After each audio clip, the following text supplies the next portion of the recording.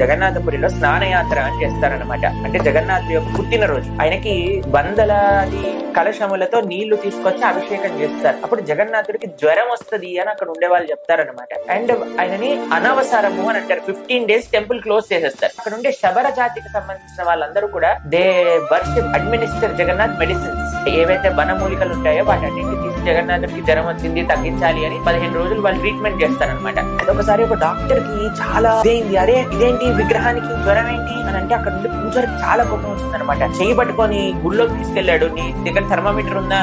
ఉంది, పెట్టి మా జగన్నాథుడికి అని థర్మామీటర్ పెట్టగానే పట్ అని వెళ్ళిపోయింది అనమాట థర్మామీటర్. అప్పుడు వెంటనే ఆయన సాష్టాంగ దండవత్ ప్రణామం చేశారు జగన్నాథ్కి. అయ్యా జగన్నాథ క్షమించు, నీకు జ్వరం వచ్చింది అని నేను డౌట్ చేశాను.